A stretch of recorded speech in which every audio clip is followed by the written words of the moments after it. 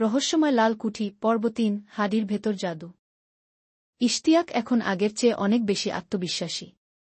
স্কুলে ফিরলেও তার মাথায় ঘুরপাক খায় একটাই প্রশ্ন, নাওফেল কি সত্যিই শেষ হয়ে গেছে? পাণ্ডুলিপি থেকে সে জেনেছে বাংলার বিভিন্ন অঞ্চলে ছড়িয়ে আছে প্রাচীন জাদুবিদ্যার টুকরো অংশ, যেগুলো একসাথে করলে ফিরিয়ে আনা যাবে এক হারিয়ে যাওয়া মহাচক্র, এক শক্তি যার মাধ্যমে সময় থামানো, স্মৃতি বদলানো, এমনকি জীবনের গতিপথও পাল্টানো সম্ভব। কিন্তু প্রথম অংশটি কোথায়? সংকেতের সূচনা। এক রাতে পাণ্ডুলিপির একটি পৃষ্ঠা নিজে থেকেই খুলে গেল। সেখানে বাংলায় লেখা, যে হাদিজ বলে অথচ আগুন লাগে না, তার ভেতরেই আছে প্রথম চিহ্ন। সেই হাদি আছে চাঁদপুর গ্রামের বুড়ি রাশেদার ঘরে।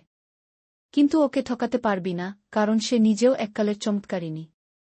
পরদিন ইশতিয়াক স্কুল শেষে কিছু বলেই না কাউকে বেরিয়ে পড়ল চাঁদপুরের দিকে, এক পুরনো নদীঘেরা গ্রাম।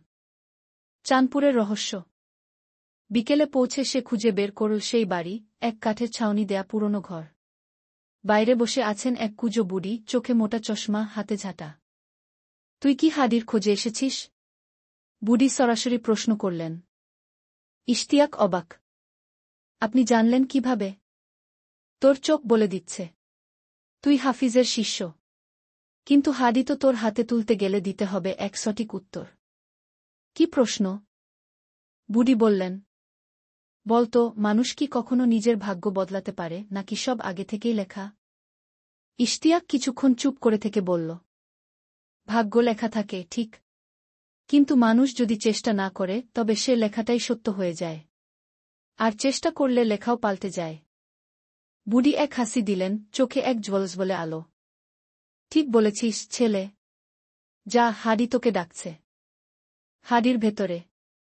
বুড়ি ইশতিয়াককে নিয়ে গেলেন ঘরের পেছনে। সেখানে একটা পুরনো মাটির হাডি, যার নিচে নেই কোনো আগুন, তবু হাডি ফুটছে, তার ভেতর থেকে ভেসে আসছে আলো। ইশতিয়াক হাত বাড়াতেই হাডির ভেতর দেখা গেল ঘূর্ণায়মান একটা চিহ্ন, এক সোনালি চক্র, যার চারপাশে লেখা প্রাচীন লিপিতে কিছু শব্দ। সে পড়ে ফেল, প্রথম চক্র উদ্ধার। পরেরটা অপেক্ষা করছে শালবনের নিচে ঘুমিয়ে থাকা সিংহের কাছে। হঠাৎ আকাশে গর্জন শুরু হল। ইশতিয়াক আর বুড়ি দেখলেন দূরে অন্ধকারে এক ছায়ামূর্তি। নাওফেল ফিরে এসেছে। কিন্তু এবার সে একা নয়। শেষ লাইন, পার্ট ৩ শেষ। ইশতিয়াক ধীরে পাণ্ডুলিপি বন্ধ করল, বুক শক্ত করে বলল, তোমার খেলা শেষ করব এবার, নাওফেল। সময় এসেছে বাংলার হারিয়ে যাওয়া শক্তিকে জাগিয়ে তোলা।